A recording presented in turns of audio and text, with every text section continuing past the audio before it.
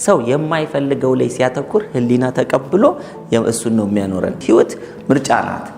ነገር ግን በህይወታችን መርጠን እንዳንኖር ሁኔታዎች ይዘውናል፣ ኢንቫይሮንመንታችን ይዘውናል፣ ልምምድ ይዞናል፣ ቤተሰብ የሚነግረን ነገር ይዞናል፣ የራሳችን ልምድ አስሮ ይዞናል።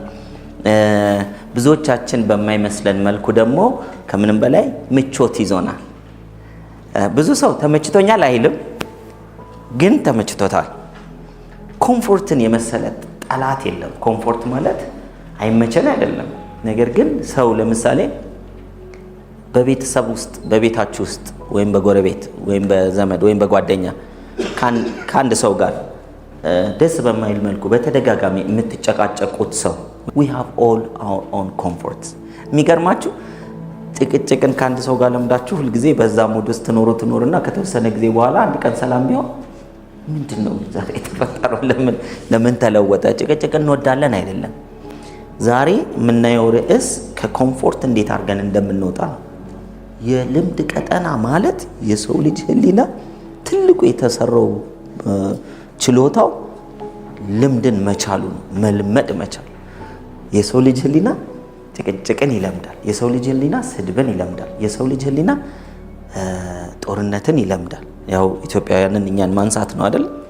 ከመልመዳችን የተነሳ ሞት ስንሰማ አሁን ቁጥሩን ብቻ ነው ምን መስማት የምንፈልገው። ለፍቅር እንዳንጠቀምበት፣ ለሰላም እንዳንጠቀምበት፣ ለሀብት እንዳንጠቀምበት፣ ለጽድቅ እንዳንጠቀምበት አጠቃቀሙን አናውቀውም። እስቲ እዚህ ቤት ያላችሁ ሰዎች እኔ ህሊናችን የኛ ነው አይደል? በስጦታ መልክ ከፈጣሪ የተሰጠን የኛ ነው። ህሊናዬን እንዴት መስራት እንዳለበት አንብቤ አጥንቼ በትክክል አውቄያለሁ የምትሉ ሰዎች፣ ሌሎቻችን ካልተረዳን ባይዘው ህሊና ፓወርፉል ነው አይደለም?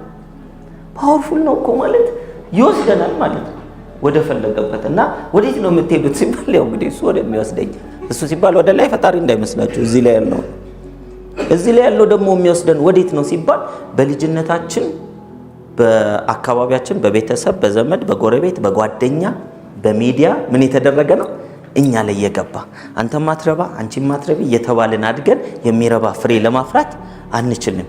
እኔ ገንዘብ የለኝም አታስቸግረኝ፣ ወይም ደግሞ እኔ አረብ አልገደልኩም እኔ ምናምን እየተባልን ታደግን። ገንዘብ ሜክ ለማድረግ እንቸገራለን። ከእያንዳንዱ ገንዘብ ጀርባ አንድ ኃጢአት ወይም አንድ ወንጀል አለ እየተባልን እያደግን ገንዘብ ለመስራት ስታስቡ አለ ወንጀልና አለ ኃጢአት አሁን ወይም ደግሞ ብትሰሩ ወይ ወንጀለኛ ወይ ኃጢአተኛ እንደሆናችሁ ታስባላችሁ። ስለመታረቅ ብዙም በቤተሰቦቻችን የምናየው ነገር የለም። የታባቱ ይሄ እንትና እንዲያርጎኝ እንደገሌ እንደዚህ አርጎ ተብሎ ሐሜት ከሆነ እስቲ ሐሜት የማትችሉ ሰዎች እዚህ ቤት ብዙ እጆችን ላለማልፋት ብዬ ነው። ሰው የማይፈልገው ላይ ሲያተኩር ህሊና ተቀብሎ እሱን ነው የሚያኖረን። ምን እንደማለት ነው? መሬት መጥፎ የሆነ ዘር ብትሰጧት መጥፎ ነው ብላ ሳታበቅል ትቀራለች እንዴ? የመዝራትና የማጨድ ህግ ነው አይደል? ፈጣሪ የሰራው ህግ ነው። የሰው ልጅ አያበቅልም ምንንም ነገር። ስለዚህ የመዝራትና የማጨድ ህግ ምን ያደርጋል?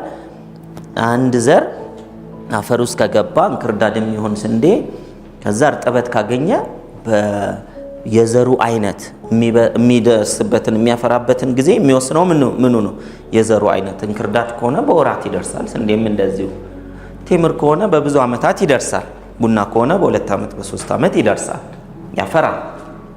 አሁን መሬት ውስጥ የምንከተው ነገር አውቀንም ይሁን ሳናውቅ የዘራ ነው ማብቀሉ ይቀራል። በህይወታችን የሚገለጡ ነገሮች እየሆኑልንም እየሆኑብንም ያሉ ነገሮች ህሊናችን ውስጥ በማወቅም ባለማወቅም ተዘርተው ነበረ። ከተዘራ አለማብቀል አይችልም። አንዳንድ ጊዜ አይታችኋል። አብዛኞቻችሁ ወጣት ስለሆናችሁ ገና ይሄ ልምድ ላይኖራችሁ ይችላል።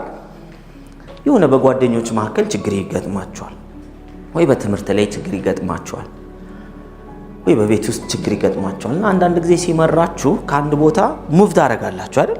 ሰው ሊሆን ይችላል፣ ሰፈር፣ አካባቢ፣ ጓደኛ ምናምን ትቀይራላችሁ። በቃ አላገኘም ብላ ቀይራችሁ አዲሱ ቦታ አጭር ጊዜ ብቻ ምርጥ ይሆንና ከተወሰነ ጊዜ በኋላ የድሮ አይነት ኤክስፒሪየንስ ማድረግ አልጀመራችሁም? ታዲያ ምንድነው በሄድኩበት እንደዚህ የሚገጥመኝ ከዛ አሰሩብኝ አላላችሁም? ወር ደግሞ ምንድነው ግንባሬ ነው አላላችሁም? እድሌ ነው አላላችሁም? ወይም ደግሞ በቃ የሰው ልጅ አስቸጋሪ ነው። ታዲያ እንዴት ነው ችግር ሲገጥመኝ ያልተዘራ እኮ አይታጨድም።